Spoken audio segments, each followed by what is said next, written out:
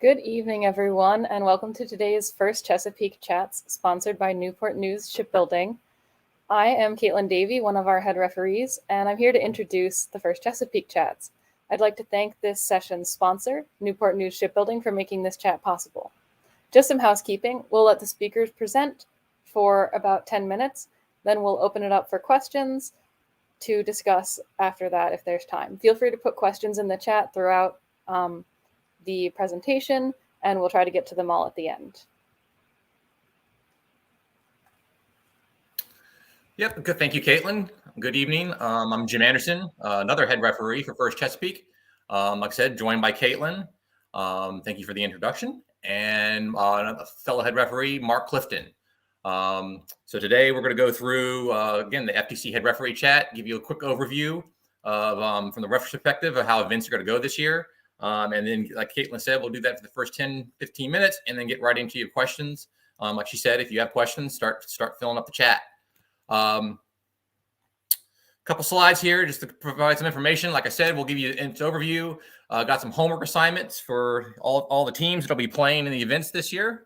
Talk about just lightly touch on event flow and how it's going to be different since we were all very different last year. Again, the questions, some commercials there. I got a commercial slide for some we need referees. And then, like Caitlin said, type in your questions in the chat. Got a hard stop there just before 6:30 so we can prepare for the next chat. So we can still answer your questions if you put them in the chat. And then this will be presented on the First Chesapeake's chats website there on their website at that link. So let's get right into it, get through these slides, and we can get to your questions. The events this year will actually be a lot like pre-COVID. Especially mostly from the competition perspective. There won't be any spectators, but the competitions will run pretty much like normal, like a traditional event did, before we had this thing called COVID. There'll be, from a referee's perspective, there'll be an entire ref crew assigned and in person at each event. So there won't be any refs talking in the head referee's ear and you're wondering who's making the penalty calls and who's making the scoring calls. You'll see them, you'll be able to talk to them there on the fields. There'll be one head referee and four referees. There'll be the traditional two scoring referees and the two penalty referees, watching for penalties. As right now, we're all trending down in our area, which is really great. But as always, if things change, if COVID does this, if mutations do that, the number of referees could change based on the number of individuals allowed at the event. But right now, we expect a full referee crew. Basically, there'll be two fields at each venue. And the matches will be that traditional 2v2, right as prescribed by the traditional game manuals. So game manual 1 and game manual 2 for the traditionals. And there'll be 4 robots on the field for all the matches.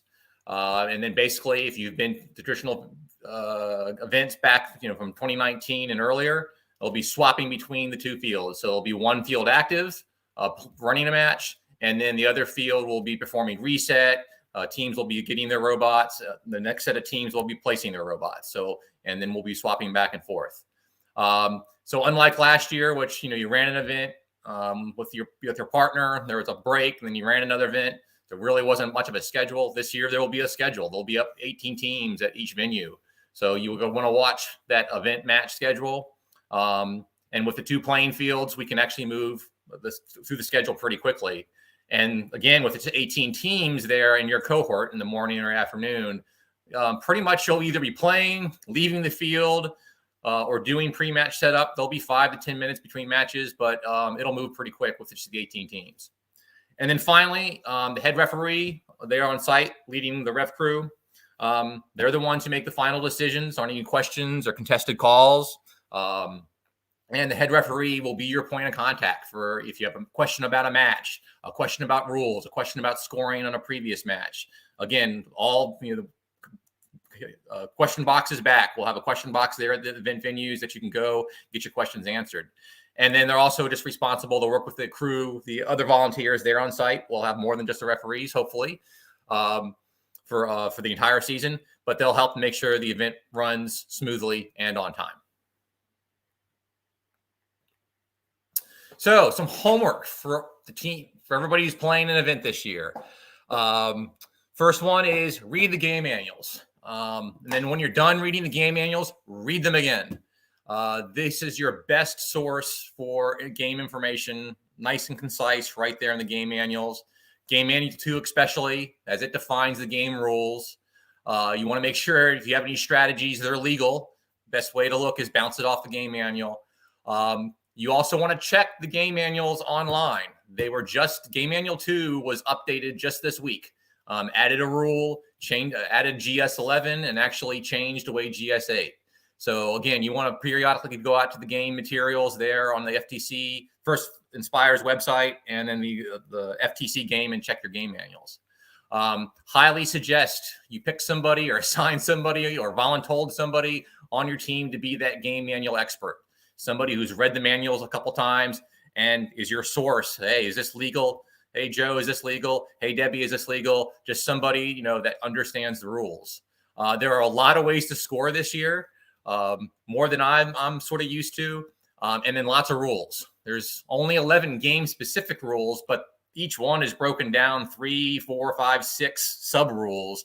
So there's about 36 rules that constrain and tell you how you can interact with all the game elements and the scoring elements. So definitely want to read the game manuals. Then the next most important thing, especially once the season's underway and there's changes and questions, is read the game Q&A forum. That's the link for it there. It's different from past years. It's actually part of the first Inspire's website.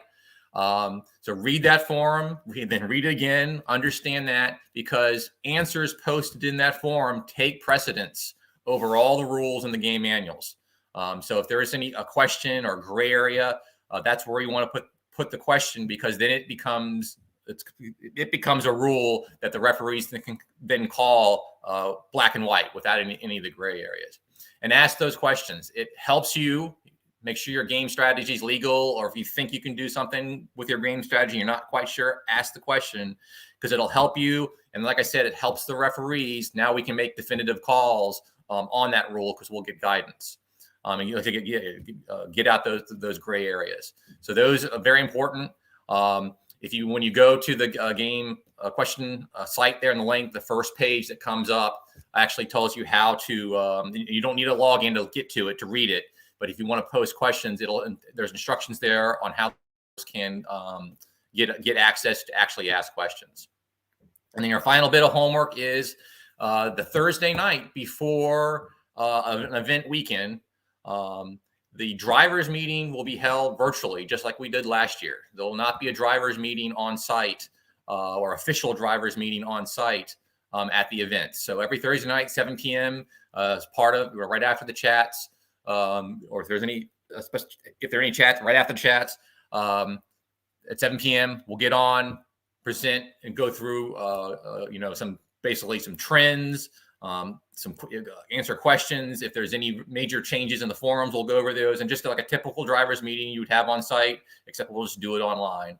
The head ref may still have an informal meeting as each cohort of teams arrives on this, and go over any specific details that are specific to that site or anything that's changed.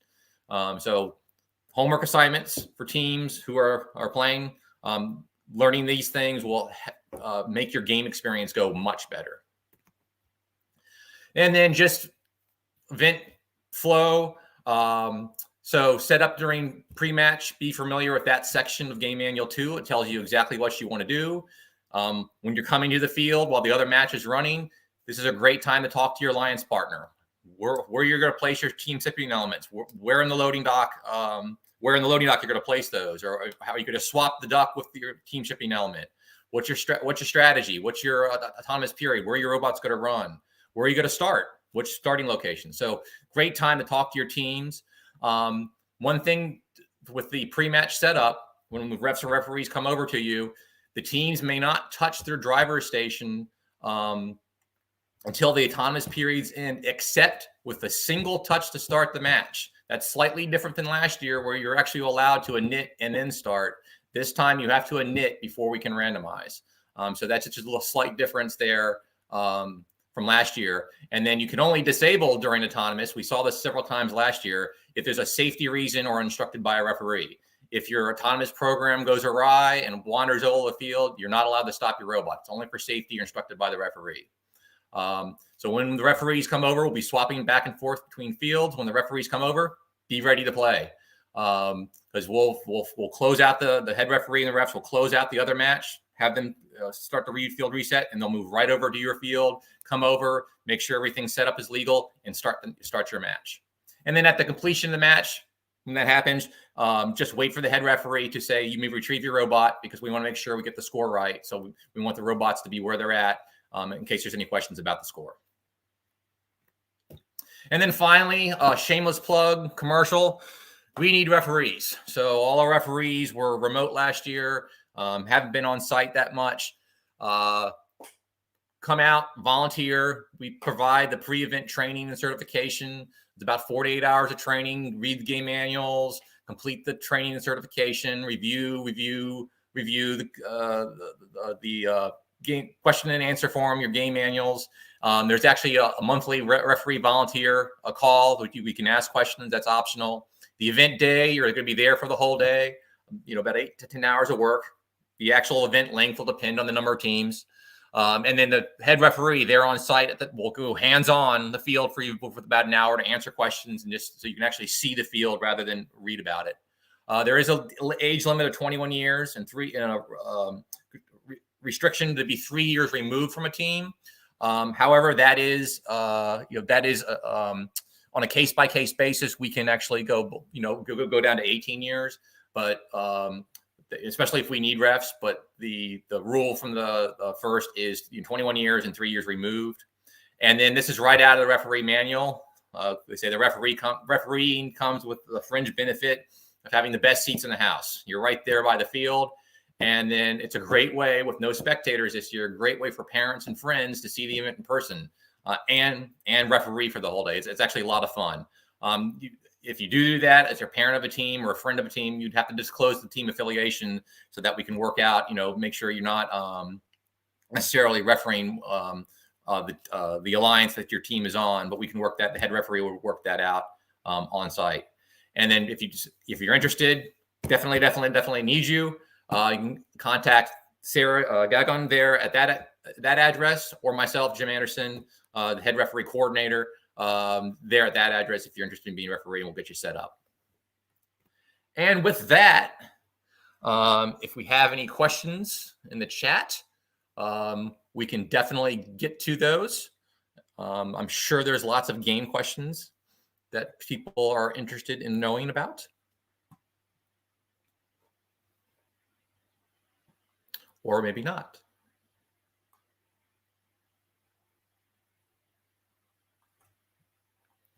While we wait for some questions, I can show you, and then for those who will watch this later, if I go back here, here is the game forum question and answer.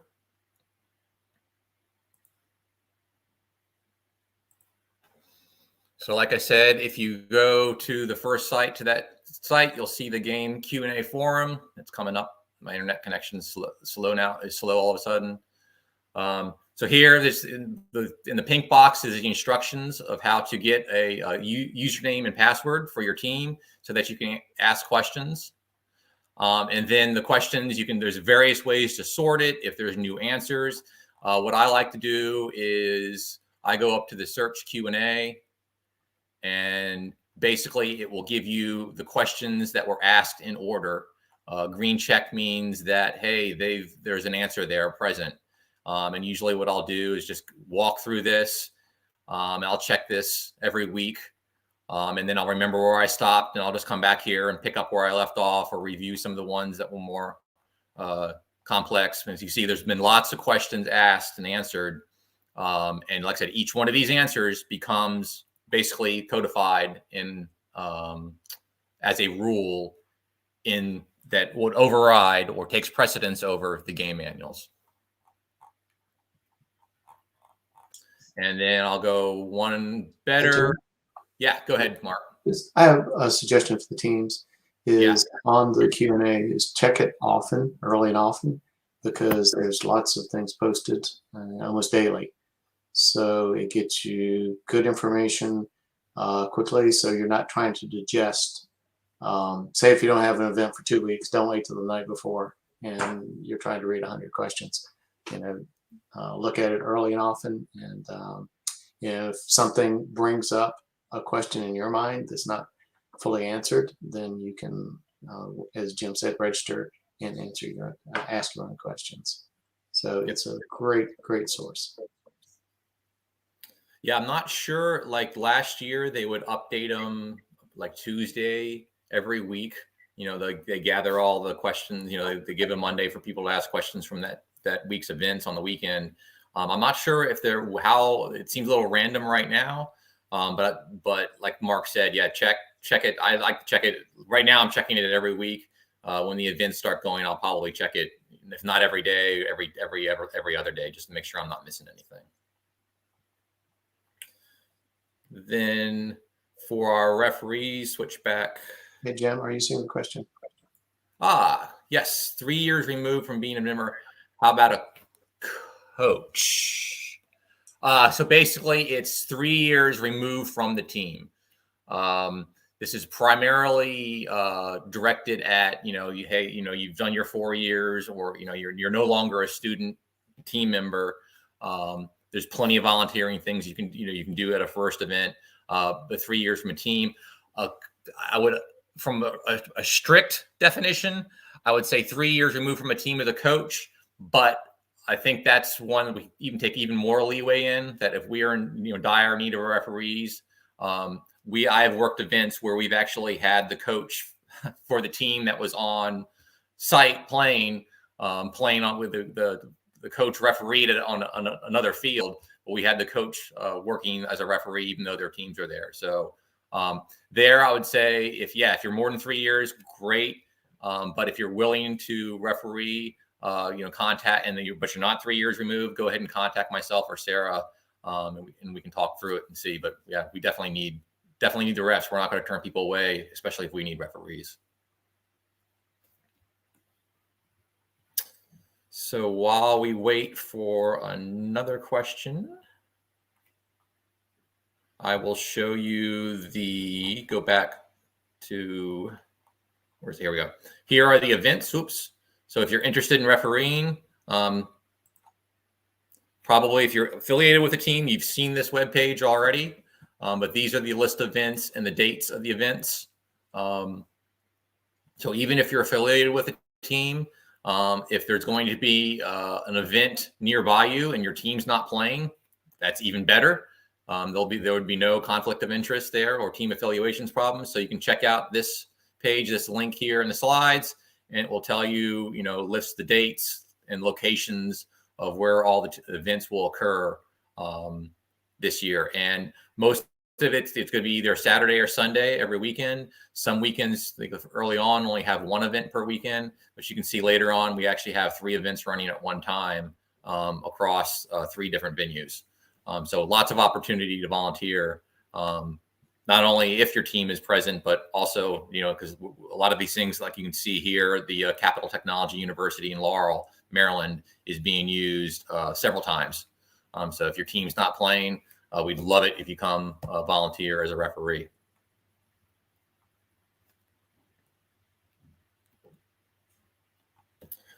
And let me see, one other thing I can. Yeah, there's one question up too. Do you know if there will be a cutoff for updates to the Q&A? Yes, you're correct. It used to be Thursday night. I don't know, Mark or Jim, if you know any otherwise, but it's usually Thursday night, so that Friday there's time for the teams to get up to date with the rules and responses before the weekend when you're competing. Yeah, I would think they're using the same tool that FRC uses. And FRC gets their questions answered. I think it is Thursday night, gets their questions answered Thursday night, gets them all cleaned up so that teams can digest them before they show up at the FRC venue Friday night and play over the weekend. So I'm assuming it will probably be something similar. I was unable to get on the head referee. I mentioned the head referee conference calls where you can ask questions of Mark Edelman, the overall first FTC head referee.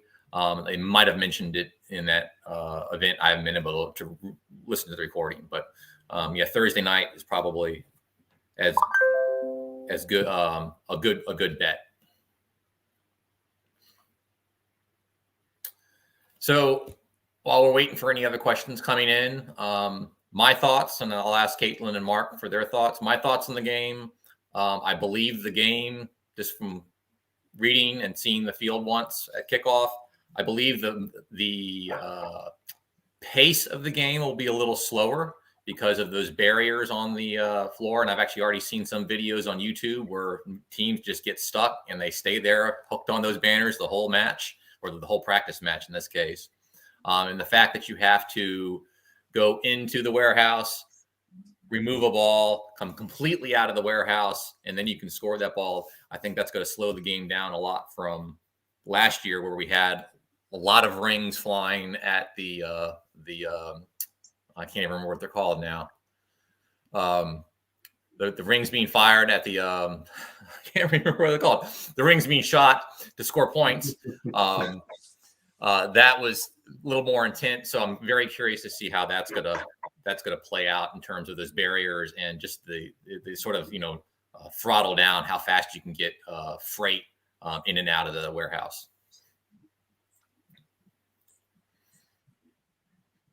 And then we talked about this earlier before we came on the chat. From a referee perspective, just scoring the hubs, the shared hub or the alliance hub, when they're tilted over. Are you going to see referees at the end of the match on their hands and knees looking underneath the hubs to see if they're touching it or not for a score or not? I think that's going to happen a lot this year. Referees on the ground trying to figure out if it's leaning or not. I think the aspects of capping and balancing is going to make it a really exciting game to watch. So and to be and to participate in. I think I'm really looking forward to that aspects of it.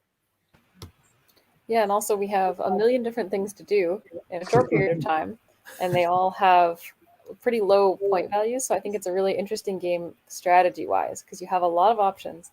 Mm-hmm. So as teams, you get to pick what you're going to do in what order, and you have to kind of rank them based on how many points they're worth, how hard it is to do, and really pick what your strategy is going to be. So I think we'll at least see some variety in strategies this year as well.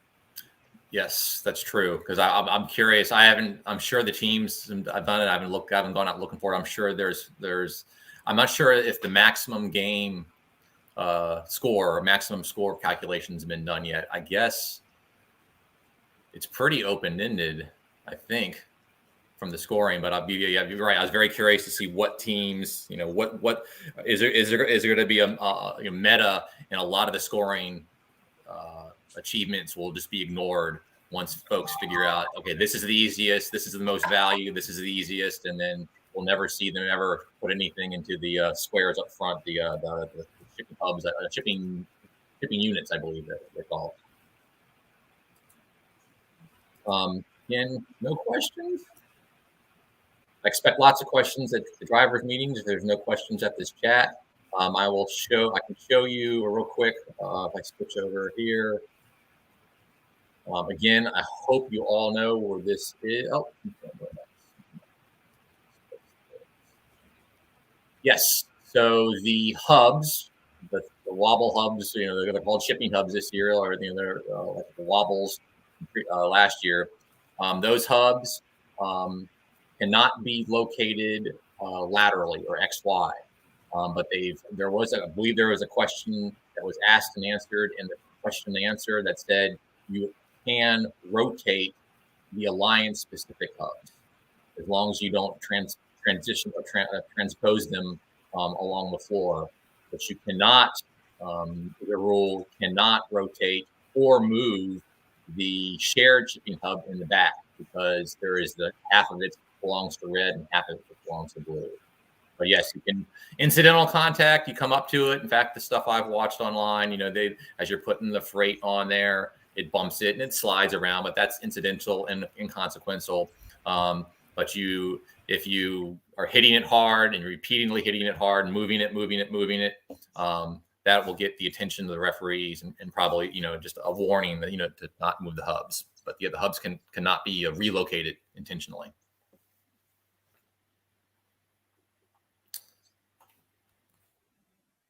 Oh wait, you go to First Inspires, this is where the game manuals are. I'm hoping that everybody has seen this, and I'm just repeating the obvious. But just in case, if you go to First Tech Challenge, let me zoom in. See better. Oh, too much.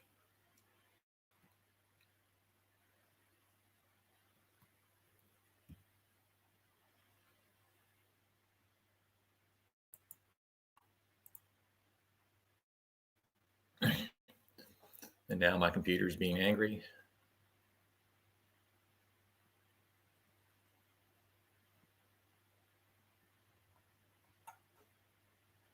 So you go to Programs. Firms, that's us.